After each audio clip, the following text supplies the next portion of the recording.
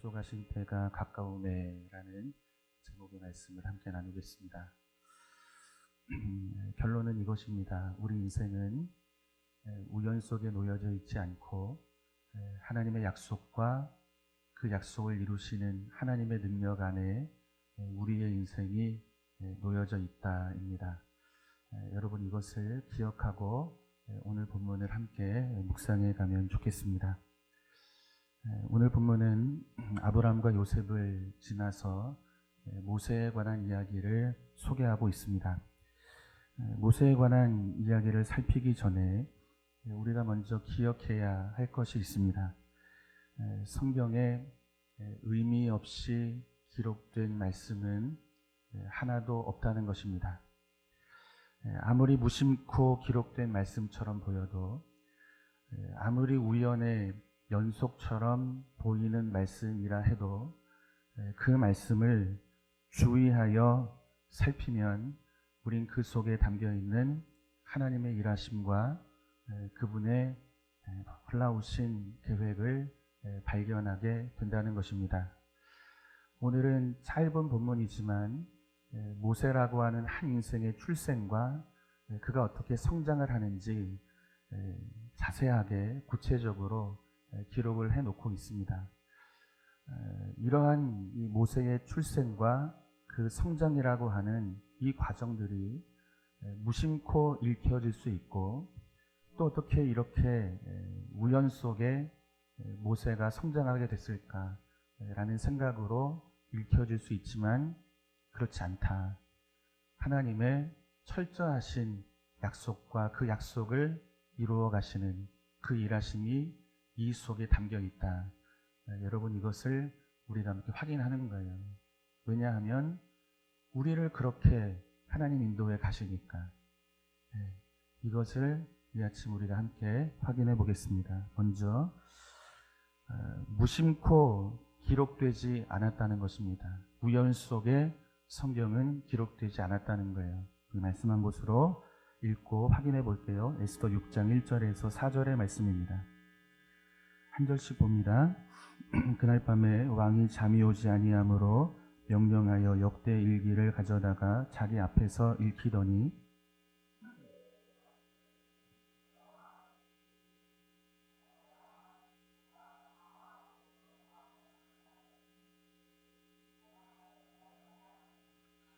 왕이 이르되 이 일에 대하여 무슨 존귀와 관작을 모르드게에게 베풀었느냐 하니 측근 신하들이 대답하되 아무것도 베풀지 아니하였나이다 하니라.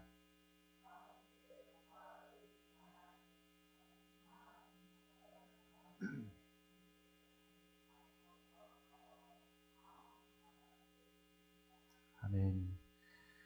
이 말씀은 바사 제국의 왕인 아하수에로에게 있었던 한 사건을 소개하고 있습니다. 한밤중에 이제 잠을 청하는데 잠이 오지를 않아요. 여러분 그때 어떻게 해야겠습니까? 예나 지금이나 잠이 오지 않을 때는 재미없는 책을 읽으면 금방 잠이 오죠. 그래서 성경책 읽어라. 특히 레위기는 바로 이 직방이다. 뭐 이렇게 불면증에 마치 처방하는 약처럼 그렇게 성경을 읽으라 이런 말을 우리가 우스갯소리로 하곤 합니다. 아하수에로 왕이 잠이 안 오는 거예요. 책을 가져오라 이제 신하들에게 시킵니다.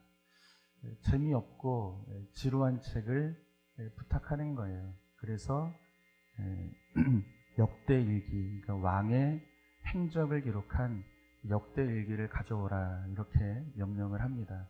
그러니까 실록을 가져오라고 하는 거예요. 무심코 지나갈 수 있는 말씀입니다. 잠이 오지 않았구나. 잠을 청해야 하는데 책을 보려고 하는구나. 여기에 어떤 의미가 있겠습니까? 우린 무심코 이 말씀을 지나칩니다.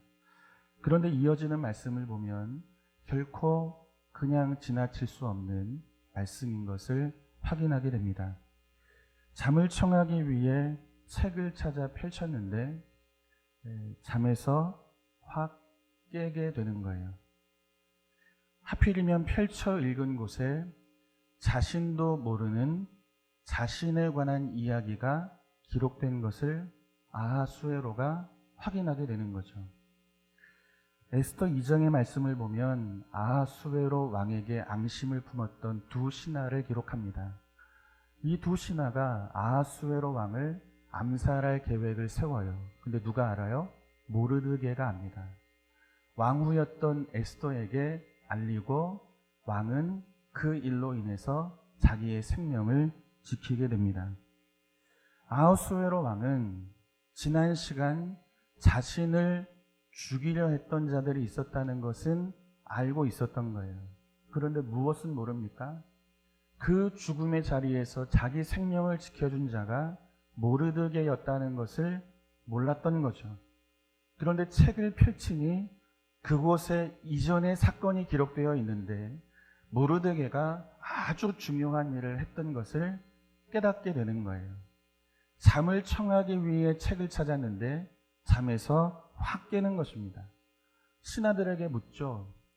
모르드게가 큰 공을 세웠는데 그에게 관직을 베푼 일이 있느냐? 없다는 거예요. 그래서 아하수에로 왕은 신하를 부르죠. 그런데 하필이면 수많은 신하들 중에 누가 왕 앞에 섭니까? 하만이 서는 거예요. 하만이 누굽니까? 당시 큰 힘을 가지고 있었던 사람이죠. 모든 사람이 하만 앞에 예를 표합니다. 존경하는 의미로. 그런데 모르드게는 하만 앞에 고개를 숙이지 않아요. 예를 갖추지 않습니다. 또 화가 나는 거죠. 그래서 내가 저 모르드게를 죽이고 그의 동족인 유대인들을 다 멸절시키리라. 하만이 그럴 만한 힘이 있는 사람이었던 거죠. 그리고 그렇게 하기 위해 계획도 세우고 있었던 거예요. 그런데 왕이 불러갔더니 자기가 죽이려 했던 모르드게에게 큰 선물을 주기 위해 준비하고 있는 거예요. 그 일을 위해 자기를 부르고 있는 것입니다. 그런데 이 일로 인해서 유대인들을 죽이려 했던 하만의 계획은 다 수포로 돌아가게 됩니다. 그리고 도리어 하만이 죽게 되죠. 무심코 벌어진 일처럼 읽혀집니다. 우연의 연속처럼 보여집니다. 그러나 하나님의 뜻과 그분의 계획을 벗어나 있는 일은 여러분 없다는 것을 성경이 우리에게 말씀하고 있는 줄로 믿습니다.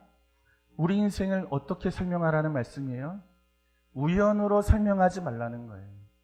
우리는 다 하나님의 계획 속에 담겨져 있는 인생이라는 것입니다.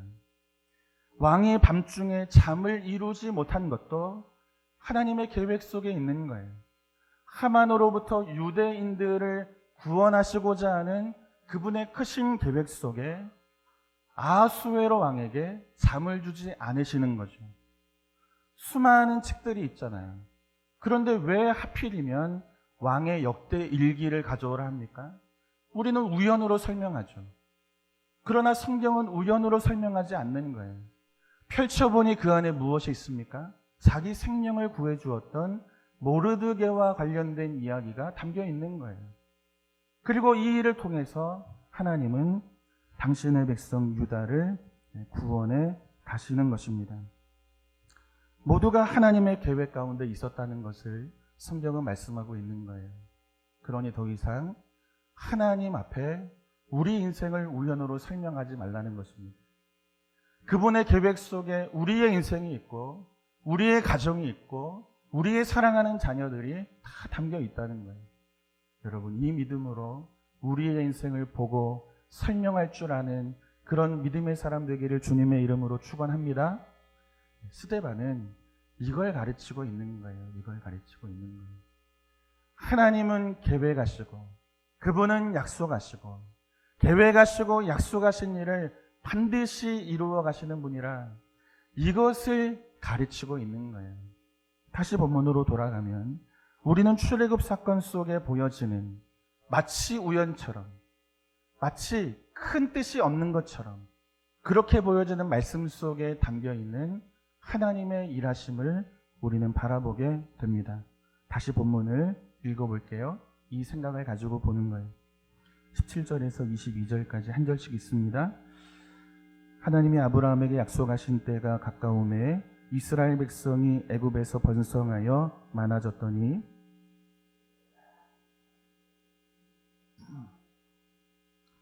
그가 우리 족속에게 교활한 방법을 써서 조상들을 괴롭게 하여 그 어린 아이들을 내버려 살지 못하게 하려 할세.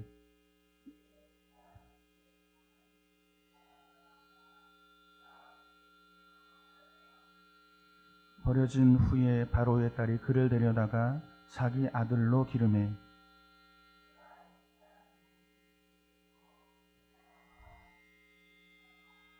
아멘. 출애굽이라는 사건과 역사는 우연 속에 나타난 일이 아니라는 것입니다. 하나님이 아브라함에게 약속하신 때, 그 때가 되어서 하나님께서 당신의 뜻하신 대로 이루어내신 사건이라는 것입니다. 하나님께서 계획하신 일이 하나님의 때에 하나님의 뜻대로 이루어졌다는 거예요. 요셉을 알지 못하는 새 임금이 애굽의 왕으로 세워집니다. 한 일이 무엇입니까? 산파들에게 말하죠. 명령하는 거예요. 아들이 태어나면 죽이고 딸이 태어나면 살리라. 이것이 애굽의 왕이 산파들에게 했던 명령입니다. 모세를 통해서 이스라엘을 구원하시려는 하나님의 계획을 가로막고 있는 거죠. 그럼에도 불구하고 하나님은 당신의 약속과 계획을 당신의 때에 이루어 가셨다는 거예요. 여러분, 모세가 태어납니다. 하나님 보시기에 아름다운 모습으로 태어나는 거예요. 어떤 부모가 이 아들을 내 자식인데 아무리 큰 명령이 있다 할지라도 죽일 수 있겠습니까? 숨기는 거죠. 석 달을 숨기는 거예요. 그런데 더 이상 숨길 수가 없는 거죠. 이때 우리는 절망하게 되는 거예요. 아, 하나님의 뜻이 여기까지인구나.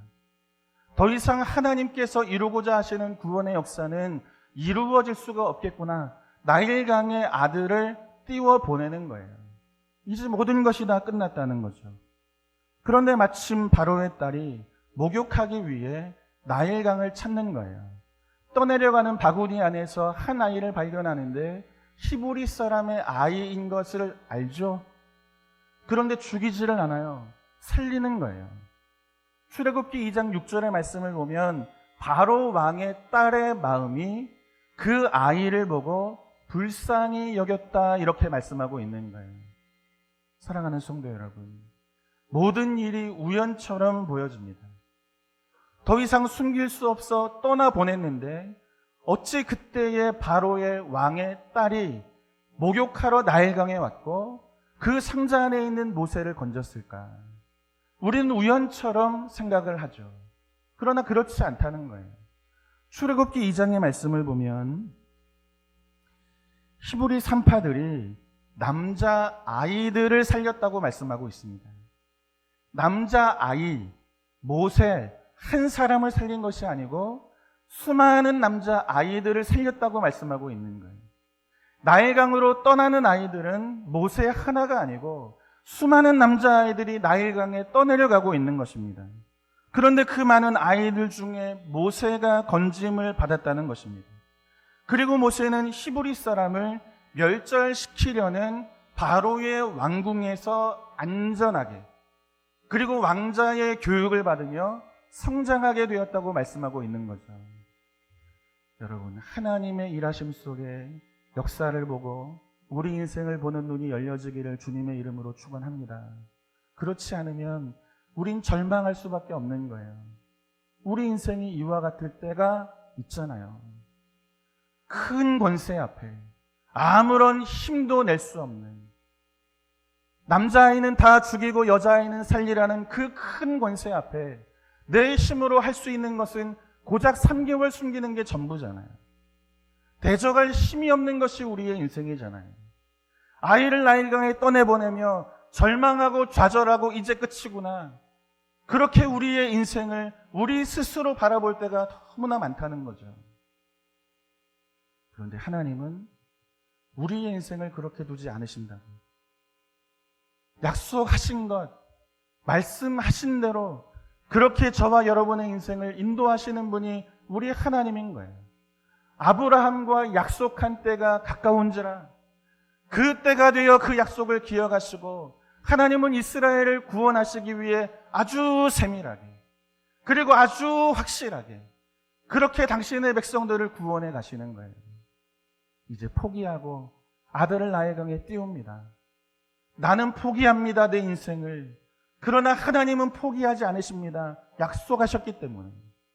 그때 나일강에 바로의 딸을 보내어 목욕하게 하시고 그 딸의 눈에 히브리 사람의 아이인 것을 알고도 그 마음에 긍휼한 마음을 품게 하셔서 그 아이를 죽이지 않고 살리게 하시는 분이 우리 하나님이신 줄로 믿습니다. 모든 소망이 끊어진 자리에서도 하나님은 약속하신 것을 반드시 이루어 가시는 분이 내 하나님, 우리 하나님인 줄로 믿습니다. 그렇게 이스라엘을 약속하신 대로 하나님은 구원해 가시는 거예요. 결국 스데반은 하나님께서 아브라함에게 하신 약속, 이스라엘을 구원하시겠다는 그 약속을 역사 안에 세밀하게 그리고 아주 철저하게 조금도 틀어짐 없이 가장 완벽하게 구원해 가시는 그분의 일하심을 선포함으로 사내들인 공회원들에게 말씀하고 있는 거예요. 하나님을 막을 자는 없다는 것입니다. 하나님께서 하시는 일에는 한계가 없다는 것입니다. 요셉을 알지 못하는 왕이 새 왕이 되어 애굽을 통치하는 거예요. 명령을 하는 거예요. 남자는 다 죽이라. 하나님이 하시는 그 일을 가로막죠. 나일강에 흘려보내는 거예요. 그런데 하나님은 그때에도 한 인생을 통해서 모세를 불쌍히 여겨 죽이지 않고 살리게 하시는 거예요. 자라게 하시는 거예요. 안전한 곳에서 지혜 있는 자로 세워가시는 거예요.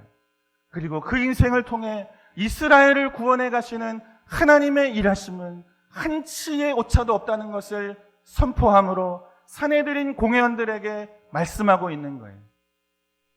너희가 예수를 십자가에 죽인다 할지라도 예수가 메시아라는 사실을 제자들이 선포하지만 그 입을 틀어막고 위협한다 할지라도 하나님의 계획하심, 온 인류를 향한 당신의 구원, 그 구원의 역사는 그 누구도 막을 수 없다는 것입니다. 하나님께는 그 어떤 한계도 없다는 것입니다. 막아보라는 거예요. 예수를 죽여보라는 거예요. 다시 살리시는 분이 우리 하나님이라는 거예요. 제자들의 입을 가로막으라는 거예요. 위협해보라는 거예요. 죽고 또 죽음에도 불구하고 또다시 예수가 메시아라는 사실을 증언하는 자들을 하나님은 보내셔서 당신의 뜻, 인류를 구원하시고자 하시는 당신의 놀라우신 계획을 반드시 이루어 가시는 분, 그분이 우리 하나님이라 이것을 선포하고 있는 거예요. 하나님의 뜻은 꺾이지 않습니다. 그분의 일하심은 여전하여 그 무엇도 그분이 가시는 길을 가로막지 못하는 줄로 믿습니다. 그런데 그분의 뜻과 약속 안에 무엇이 있어요? 저와 여러분이 있다고요. 그 능하신 하나님의 계획하심 속에 저와 여러분의 가정이 있다고요. 교회가 담겨 있다고요. 우리의 자녀들이 가는 길이 담겨 있다고요. 오라는 거예요. 애굽의 왕이요. 오라는 거예요. 길을 가로막아 보라는 거예요. 우리는 주 안에 있는 당신의 뜻을 기어이 이루시는 하나님 안에 있는 그 약속을 믿고 사는 믿음의 사람이라는 거죠. 스데반은 이것을 선포함으로 하나님의 위대하심을 가르침과 동시에 이들을 붙들고 계시는 하나님이 누구신지를 보여주고 계시는 거예요. 너희는 예수를 대적하나 예수는 너희를 살리시는 분, 약속하신 것을 이루시는 분, 그분이 너희의 주 예수 그리스도라.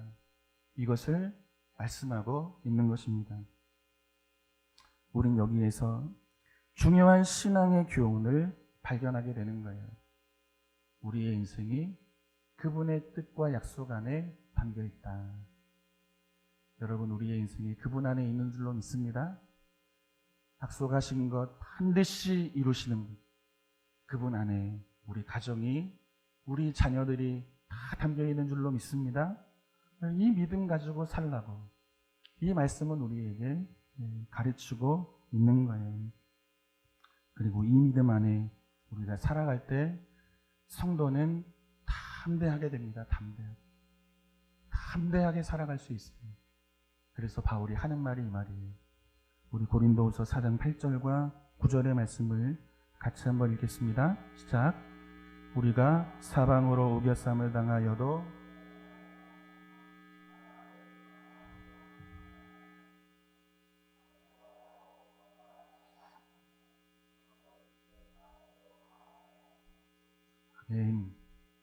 여러분, 이 고백이 이 아침 우리의 고백되기를 주님의 이름으로 축원합니다. 사도행전 14장을 보면 바울이 이런 말을 해요. 나도 당신들과 같은 성정을 가진 사람이라. 다르지 않다는 이야기예요. 아주 평범한 사람이라고 바울은 자신을 소개합니다. 그런데 조금 전에 읽은 말씀을 보면 어떻습니까? 우리와 다른 사람 아닙니까? 전혀 평범해 보이지 않지 않아요? 우겨싸임을 당하잖아요. 그럼 우린 어때요? 애굽의 바로 왕이 남자는 다 죽이라고 말해요. 그 큰 권세를 가지고 우리의 인생을 우겨싸는 거예요. 그럼 우린 어때요? 두렵죠. 그런데 우겨싸임을 당하지 않으며 답답한 일을 당하여도 낙심하지 않으며 우리의 인생과 전혀 다르죠. 똑같은 성정을 가지고 있다 말하는데 우리 인생과 전혀 다르죠. 우리가 최선을 다해도 원하는 결과를 얻지 못할 때 참 답답하잖아요. 이제 앞으로 내 인생은 어떤 길을 갈까? 내일에 대하여 알 수 없는 그 불안함이 우리 인생 가운데 찾아오잖아요. 그런데 바울이 뭐라고 말합니까? 낙심하지 않는데요. 우리와 같은 성정입니까? 우리와는 전혀 다른 특별한 인생처럼 보이지 않아요? 박해를 받고 거꾸로 뜨림을 당해도 버림받지 않고 망하지 않는다고 말하고 있습니다. 우리의 인생과 다른 인생이라는 거예요. 다른 인생처럼 보이는 거예요. 우리는 작은 고난과 문제를 만나도 괴로운 거예요. 힘든 거예요. 어떻게 할까 염려하며 두려워 떠는 것이 우리의 인생인 거예요.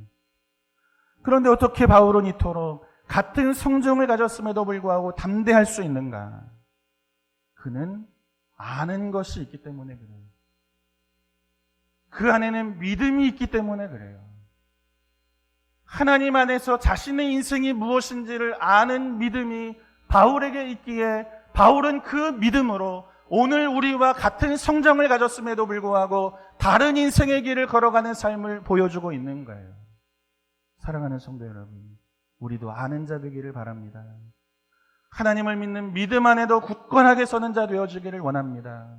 우연 속의 인생을 설명하는 자들이 아니라 하나님의 약속과 그분의 일하심과 그 일하심은 반드시 우리의 인생 가운데 이루어진다는 이 믿음의 터 위에 우리의 인생을 설명하는 자 되기를 주님의 이름으로 축원합니다.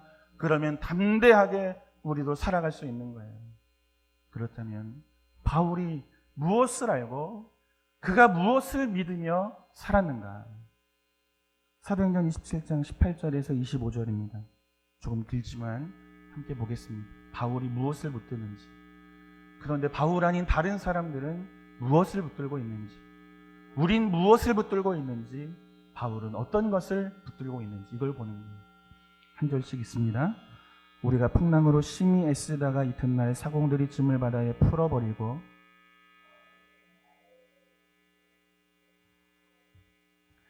여러 날 동안 해도 별로 보이지 아니하고 큰 풍랑이 그대로 있음에 구원의 여망마저 없어졌더라.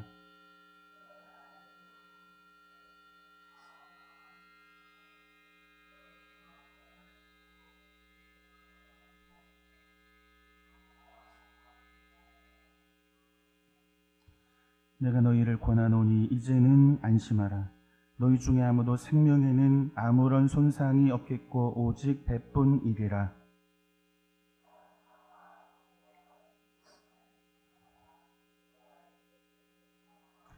바울아, 두려워하지 말라. 내가 가이사 앞에 서야 하겠고 또 하나님께서 너와 함께 항해하는 자를 다 내게 주셨다 하였으니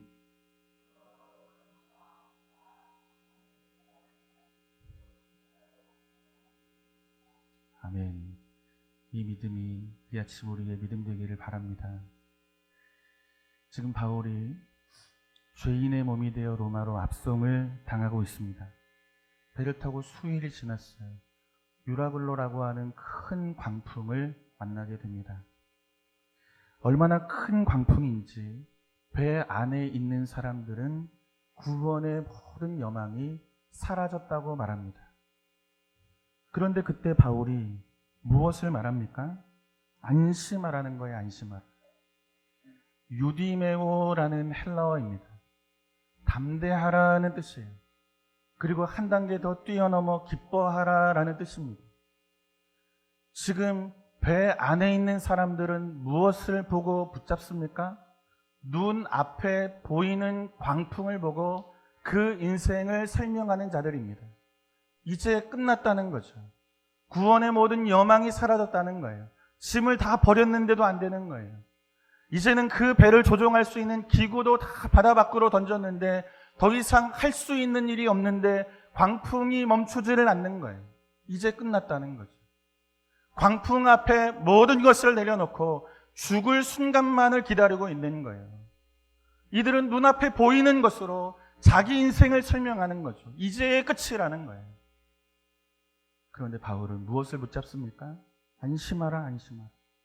어젯밤 여호와의 사자가 내게 하신 말씀이 있다는 거예요. 내가 가이사 앞에 반드시 서게 될 것이라.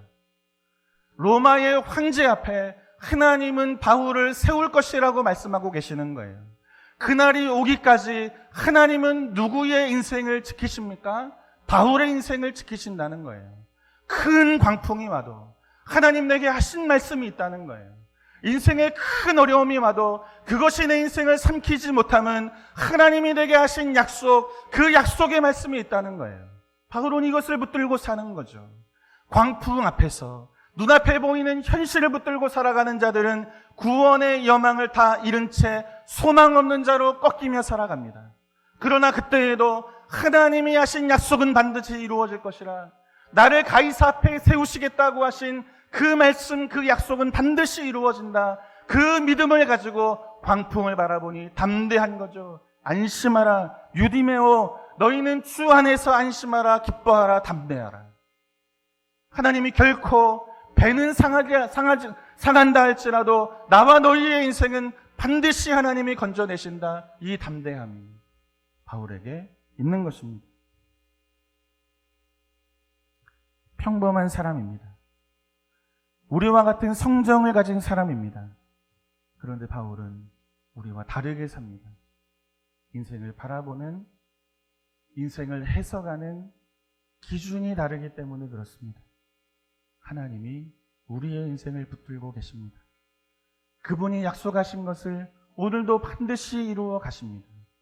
이 믿음이 우리를 담대하게 하는 줄로 믿습니다. 사랑하는 성도 여러분, 하나님은 이처럼 당신의 뜻과 계획을 반드시 이루어 가십니다.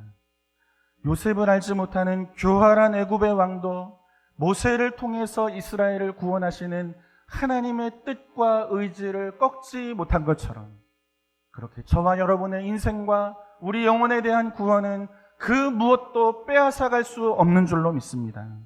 아무리 큰 광풍이 불어도 가이사 앞에 반드시 너를 세워 복음을 전하게 할 것이라 하나님의 뜻을 가로막지 못한 것처럼, 그 어떤 큰 삶의 광풍이 우리 인생 가운데 몰아친다 할지라도 우리에게 약속하신 그 말씀이 우리를 붙들고 있는 한 그 큰 광풍은 우리를 삼키지 못하며 우리를 하나님의 뜻과 그분의 계획하심 속에 반드시 우리 하나님은 세워 가실 줄로 믿습니다. 여러분, 이 믿음이 성도를 담대하게 하는 것입니다. 여러분, 이 아침 이 믿음이 우리 안에 충만하게 채워지기를 주님의 이름으로 축원합니다. 이 믿음을 가진 시편 기자의 고백을 우리 함께 읽고 정리할게요. 시편 37편 23절과 24절의 말씀입니다. 우리 같이 한번 읽겠습니다. 여호와께서 사람의 걸음을 정하시고 그의 길을 기뻐하시나니 그는 넘어지나 아주 엎드러지지 아니함은. 아멘. 아멘. 사람의 걸음을 정하시는 분 여호와 하나님이십니다. 눈앞에 큰 시험이 시련이 다가와도 그것이 우리의 인생을 흔들 수 없음은 우리의 인생의 길과 걸음은 여호와가 정하시기 때문인 줄로 믿습니다. 그래서 우리 인생은 더 이상 우연으로 설명되지 않아요. 하나님의 뜻으로, 약속으로, 그 약속을 이루시는 하나님의 능력으로 그렇게 설명되는 것이 우리의 인생인 줄로 믿습니다. 바라기는 저와 여러분의 인생이 하나님의 손에 붙들려 있음을 아시고 우리의 남은 생에 담대하게 그렇게 믿음의 길을 걸어가는 저와 여러분 되기를 다시 한번 주님의 이름으로 축원합니다.